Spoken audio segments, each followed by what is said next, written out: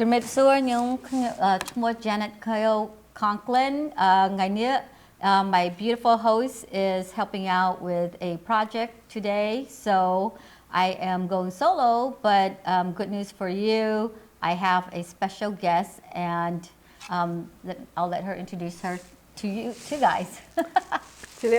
Hi everybody, my name is Vilayvanh Bender, and I'm the author of Mommy Eats Five Grasshopper children's book. Well, welcome to our show. I've been so excited to welcome you here. I know about your book through friends, mutual friends, and then I saw your book, and then I bought it. I bought 4, in fact. I bought one for my nephew, and you autographed all of that, and so I'm just really happy that you're here to share with us what your book is about. And the exciting thing is she's Laos, and she's going to tell you a little bit about her history, because I think that she's born in Cambodia, but I'll let her share that secret with you as well. But I've got Ye Khmer Apan, so we're going to speak English, so Somto, okay? So I'm going to ask you to give us a brief history about where you came from, and then how you got to writing this wonderful book. Thank you so much, Janet. And hi everybody, I'm so happy to be here just to share this wonderful book with you. So I was born in Cambodia, border, Spongkalao, or like Tapuai, you know, so it's really close. But I'm from Laos, so a lot of the story that's from the book is based on about my childhood in Laos. So, you know, so I came to America because of the Vietnam War, right? We were as refugees. So the reason why I wrote this book was because I wanted to leave something about our culture, you know, in Laos or any culture. You know, as a refugee mom, you want your child to know where you came from. So I would tell my daughter every night, my daughter Molly and Leela. So I have 2 daughters. So that time Molly was in 1st grade, so Leela was like probably like preschool. So every night before they go to bed, you know how you read stories, I would tell them stories about my childhood. In Laos, I would tell them like, oh, you know, mommy made dolls, eat grasshoppers, and things like that. And so Molly would tell her teacher, her 1st grade teacher, and she would say, she would share these stories with her teacher and share with her teacher that, hey, my mom eats 5 grasshopper, and you know, she makes rag dolls and things like that. And so Mrs. Jamin, her 1st grade teacher, asked if I can come and do a presentation of what Molly is telling her. And of course I said, absolutely. I'm so happy that someone wants to learn about my culture. So I went in and I did a presentation based on the stories that I would tell Molly. And I would bring like all these toys that I'm showing you that I brought. And then 8 years later, this book was published based on what happened in that classroom. Started off with, you know, the inspiration from Mrs. Jamin, Molly's 1st grade teacher. And so that's how I end up writing this book. So I understand, I think your husband is Caucasian, is that correct? That's right, yeah. So our daughter is biracial. Okay. So I think that has a big difference also in the household when they grow up. I know that, you know, when you have 2 parents are both Laos, both Cambodian, you know, of the same, at least, ethnic race, it's a little bit easier for the kids, right? But for you guys, you have your husband who's Caucasian, and you're Laos or you're Asian, so that must be something that is kind of a interesting fusion for the kids because of eating and habits, right? Yeah. So that's more of the reason why I really want to establish, you know, them eating the sticky rice, you know, because it's really hard to lose. It's really hard. You can lose your culture, you know, things like that.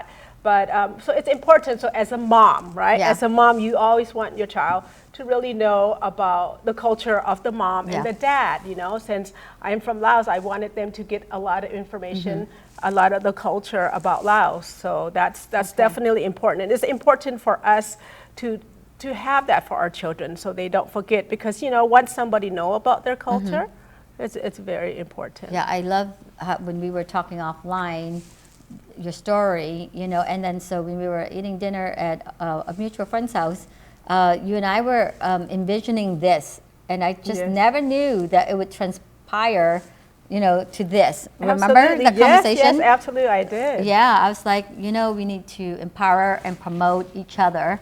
And so basically, I never knew that Nancy would approach me to create a TV show to empower each other. Absolutely. And so I'm like, let's create an event, let's do this and that. So for this to even happen is like incredible, Yeah. you know.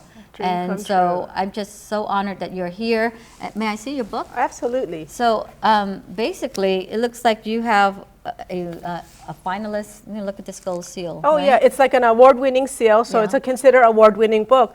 So you know, this is considered the first children's book from a Lao author in the Inland Empire. Wow. So it's history as well. So I'm Yeah. very proud of it, and you know, very proud to represent the culture that's not really represented as much. So what I noticed also that stood out to me is the cute.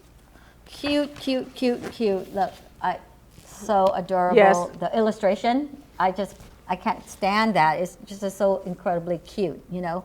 So you had an incredible illustration, and you actually dedicate this book to Khmer TV. Yes, I did. Yeah, look at that. So it's really nice. Tell us about the illustrator too. Yes, so he it's by Noor. He's also from Laos. He's Okay. also Lao, and he's also the publisher. So this book is 100% Lao. He's the publisher.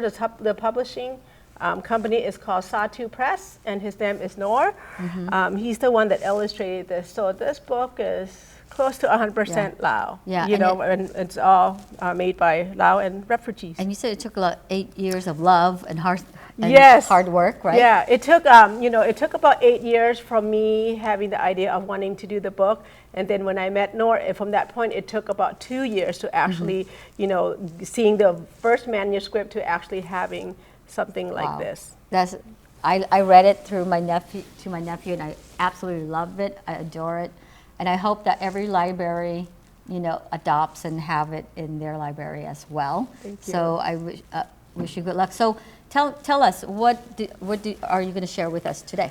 Yeah, so in the book, so the book, it's about it's a comparison between a life in Laos from a life in Laos. My life in Laos and versus Mali.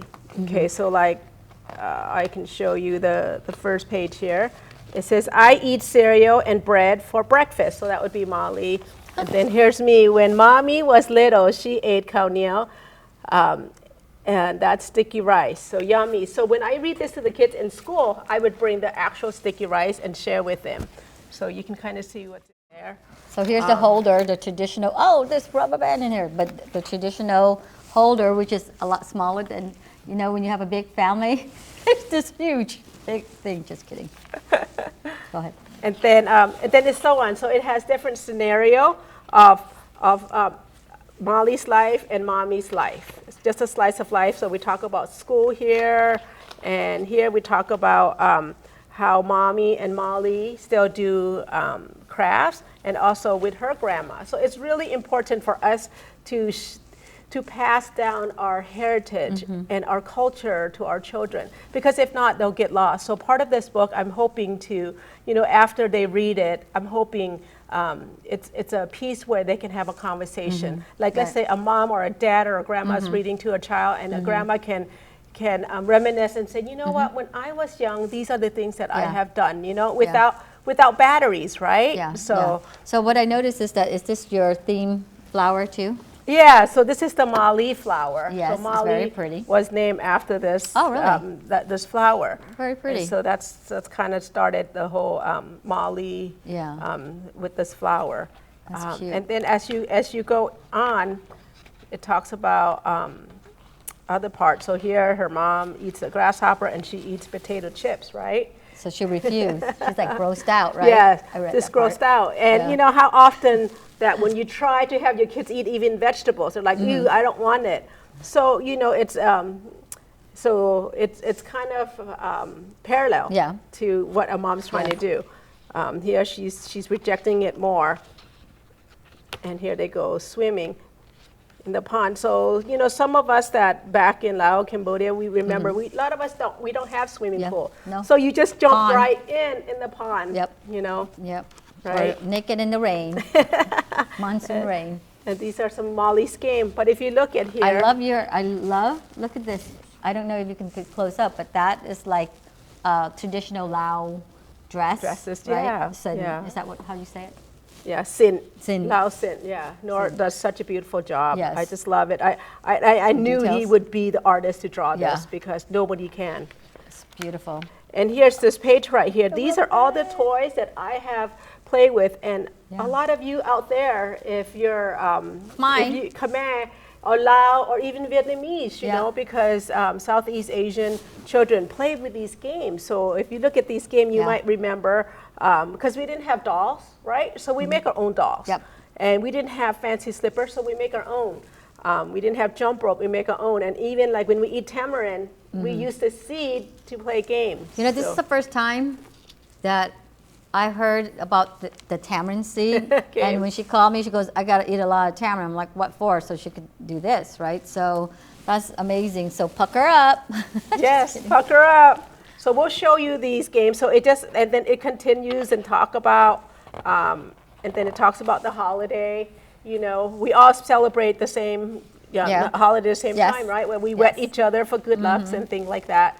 So it kind of talks about that as well. And then at the very end, and there's a section about grandparents as well. Look at your husband. And so this is our family right here. Yeah. And then at the very end, she does end up eating fried grasshopper. And so at the very end, you can see of the book, it has some Lao writing. And then at the bottom, it has Lao numbers. Yes. And when I go visit children, because I've been doing school visits, so I would actually teach the kids how to count in Lao, just to share with them that, you know, small country, but we have our own language, our own numbers. So they're always surprised, and it's really fun to share that, you know, because growing up, we didn't really get a chance to speak Lao, you know, in our school because we want to learn English, but so it's really nice to You know, when I saw the grasshopper, it reminded me when I went to eat at a restaurant on Long Beach, the owner, she's walking around with grasshopper. I'm like, what are you snacking on? She goes, grasshopper? I'm like, she goes, want to taste? I was like, sure. So I tasted. Yeah. But you don't want to put it on something else is out of content, and you're like, oh, now it looks like a big old whatever. But it doesn't taste that bad. She was snacking on it in the restaurant. Yeah, I brought some if someone wanted to try it. So. Yes, I have a mommy out there that she's going to try it. My volunteer mommy. Girl Scout mommy. And so these are some of the toys that I would bring. Okay. So this is, I don't know if you know. Is that you're going to whip the kid with? Yeah. Instead of the belt? Some of you might know, and well, this is like a banana tree, right? Okay. So I would bring this. I would tell the kids, well, let's turn this into a horse. So, really? Yeah. So I would ask them to really imagine. She's so creative. And so look at that. You can see. Oh my God. That's the horse. You know, so today I brought something shorter, but usually it's really long, and the kids actually ride them. And so in Laos, we don't have toy stores that we can go to. So if we want to raise horses, this is what we make. Okay. Even like Cambodians, you know. Yeah, yeah. So a lot of you out there might know what this looks like. So I call this horse or unicorn. So unicorn or a horse. That is cool. So that's one of the Looks toys. like a dragon too. So អ្នកខ្មែរនៅនៅផ្ទះប្រហែលលេងដូចគ្នាហ្នឹង And here, this is a slipper, just like the shoe. So this is part of the banana tree, right?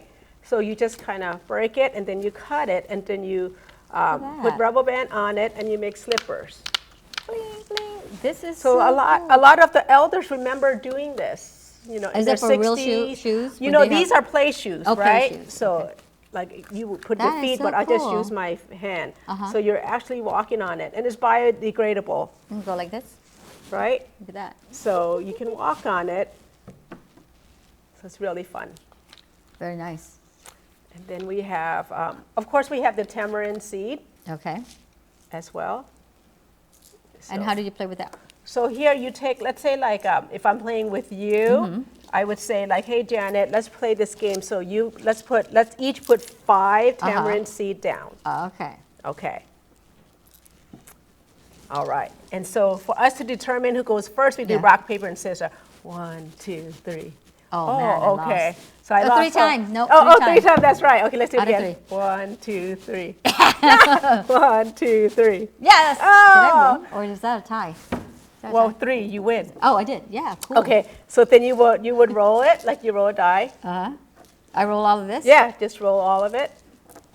And then the way you win is this. So you have to look at the 2 seeds that you can hit each other, but you have to use your pinky and kind of put it across, and then you use another pinky and you just kind of hit the seed, and then if you hit each other, you get to tick it, you win. Wow. And then you said, okay, I want these other 2, but you can't see if this is, so if you touch it, you lose because it's not making space, right? And let's say if you want these 2, and then if you miss, you also lose a turn, then I would go. Wow, that's complicated. It's like good math solution. No wonder Asian people are smart. They play like that. It's like, so no counting. yeah, no batteries, right? Wow. So yeah, so if they can just go outside and we allowed to use our minds, and you know, a part of it, when I go to school, I teach kids about recycling as well, you know, because that's really important. That's cool. Yeah, and they still have fun, right? I mean, like ingenuity, right? We're thinking about using our brains, you know, as a child, so that's very important. Yes. Now, we don't see that as much because they're doing this. Gaming. So, yeah, so this is really important. They sit there. And look, and I have this as well. And this is, so I want, this is how you make rag dolls. A rag doll. I'm going to learn how to make a rag doll. Yeah, so. There you go. And here's your instruction. Okay. So Janet, if you want, we can do it together. So you can make You want to volunteer? we can make a girl one and a boy one. Okay, I'll do a girl. It's Okay. pink, right? Yes. Okay. So I'll do a boy one. Cool. So here's our instruction. All right. Teach So me. we just roll it. And, Okay, roll. There you go. Roll it. and then you stop in the middle. Right here? Yeah. Okay. And then you roll on the other side. Okay. And what kind of material is this? Felt? This is just felt, but Okay. but you know, definitely you can use like any rags, Oh, that's so cute. Okay, so like right this here? right here. Okay. So once you have yours, Yep. so just kind of go to a third and you flip it like that. flip it like that. Yeah, and then you just put your rubber band around it. Okay. Okay. All right. Okay, so right now we both have the boy doll, right? boy, okay. Because that's the hand and that's the leg. Oh, did And I then- flip mine wrong? No, but then this is the original transformer, Yeah, all okay, right? yeah. So, all right, so if you want to make the girl doll, you Yeah. just go back and then you turn it around and you flip it. Okay. And then you you just turn around, turn the whole thing around, Uh-huh. and then flip it. Now Flip she it. has a dress. No kidding. Yes, the original transformer without batteries. Wow. Okay. Okay. So I'll keep mine a boy, and then you can keep yours as Okay. a girl. All right. And where's our hair? Do we have any? And with hair, this is where they you can make your own hair, and some Okay. kids they put googly eyes and stuff Oh, like that. that's So so cool. you start off with this, and then they decorate Look it. at that. So here we go. I got a doll. So that's really cute. All right. What's next? And oh look, okay, so in the book, right, so it talks about, so these are the toys that I would bring. So we did the Yes. doll, we see that, and look. This is what I played a lot with. I was so competitive. You know how you jump over it or play house? Yes, yes. It's 2 versions, right? The one that you hook and the Yep. one that, so it's different kind, Yes. right? So if you want And to we're see. so athletic. You have to jump over it. Yeah. You know, I Right. don't know if my mommy teacher out there, you know, my mommy out there, you know, plays like that. If she would want to She- try it. yeah, Yeah, yeah. absolutely, because like you have to actually jump over the jump rope Yep. and you go over your Yeah, head. you're athletic. You got to be like light and athletic, and you're running. Yeah, so we're definitely a lot of physical activity, so we Yep. stay really healthy. Yeah, and You know, fit. we're outside and fit. We're not inside Yep. doing all that And it's stuff. free. And it's free, you know. It's cheap and it's free. That's the best thing. And right here, I don't know if some of our audience will remember. So we didn't have a lot of paper when you're in school. Oh, yes. So this Yes. is kind of like our paper, Oh, yes, chalkboard. right? Remember? Okay, so it's also in this book too. So now kids have tablet. Yes. It looks like this, but we have this. So we would write our assignment and then erase. Okay, they're addicted to tablets. It's Yeah. like, oh my gosh, right? And so this is like a paper Yes. type of thing. So we should. But no memory. And you No can't memory. You can't print it. Just kidding. No memory at all. And then I think that's pretty much it for all the the toy? toys. Yeah. Right. And so now I understand you have some videos to share with us. Yeah. I'll Okay. see what videos they have. Maybe videos of the kids. Okay. When the videos of me visiting classrooms and Okay. things like that, and so All that right. way you can kind of see what it's like us in action. Sure. Teachers eating grasshoppers. Let's see. And yeah, so the video would be the video when I visit schools.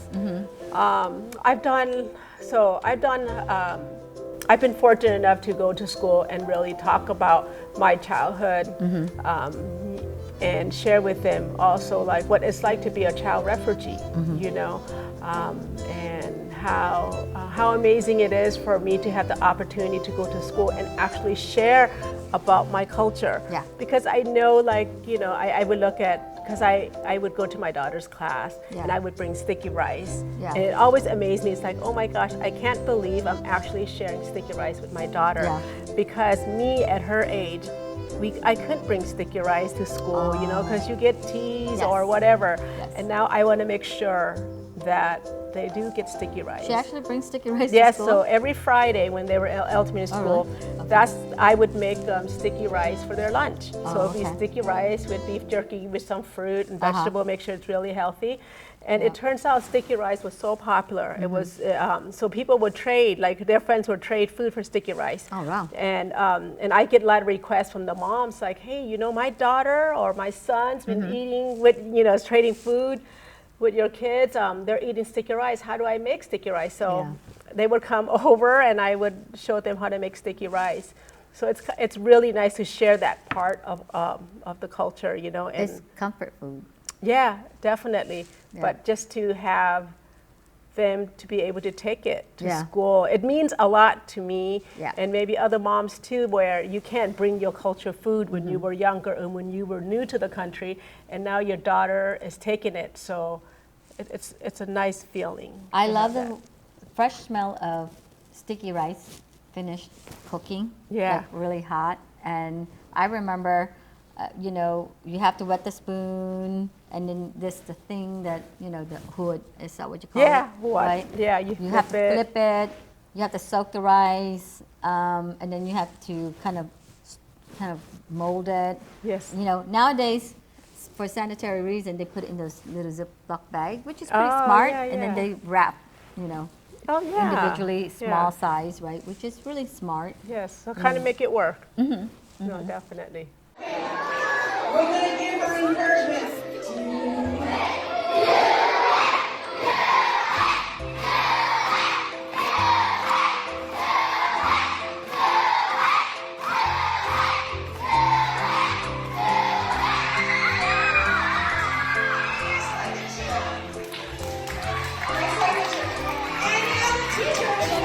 The reason why I tried the grasshoppers is because, well, I remember trying the grasshoppers and I thought they like tasted crunchy and like they tasted a little bit weird, but I thought it was fun tasting the grasshoppers and learning everything from their culture in Laos. Oh, you got a sticker. There it is. Yay! That's hello in Laos. My name is Molly and trees, grass and flowers. My mommy is Laos and they speak how we did in America. That looks amazing that the schools are all really involved and excited. So we're running out of time with our shows. Basically, I know that we have an event coming up on October 13th, and this is for the community to showcase your book as well. It's going to be in Long Beach at the delightful Crepe Cafe, and I'll be the host there as well. So I invite you all to come to this community event where she's going to display all the games and toys and sign the books as well, and play little games with the kids and read the book to the kids. So that's pretty exciting. And one last announcement is AB 1393. So that's a big triumph as well, right? Yeah, so AB 93, I think we have something that. So it's a bill that is at Governor Newsom's desk right now. So we're just waiting for him to sign it. So once it's signed, once it becomes law, it allows American history part of the curriculum for K through 12. Okay. So that's a big deal, especially, I feel privileged to go to school to talk about our history, but now I'm not just a special guest, but this would be like part of the curriculum. So that's really amazing. Yeah, you're right, because when Anthony Bourdain went to Laos, he was talking about how thousands, if not hundreds of thousands of like what you call airplane would come by and they would just dump all the bombs and everything in Laos, but that's never spoken of, so, Khmer has always had a presence, in the history book. But so that's, congratulations to the San Diego folks, Laos folk who spearhead that, as well as with you too, to get that on, the governor's desk. So I just wanted to commend everybody. Yeah, no, I'm just a big supporter. The big group, the Lao SD people are the one that's the forefront. So I try to support wherever I can. I'm a big supporter of them, of what they're doing. So they're done amazing work. Great. You have any announcement before we close? Well, I'm also in the works of putting a teacher's guide together for this book. So that's coming. That's the project with this. So when I have that, I'll be happy to share with you. But I'm in the process of making a teacher's guide with this book and hoping that the classrooms across California will have this and learn a little bit something about our culture. Wonderful. So this is Janet Conklin for Khmer TV with Real Talk. So I just wanted to say Alkon Chamiplia and thank you to my wonderful guests for coming on to our show. Thank you so much. Thank you, everybody. Bye.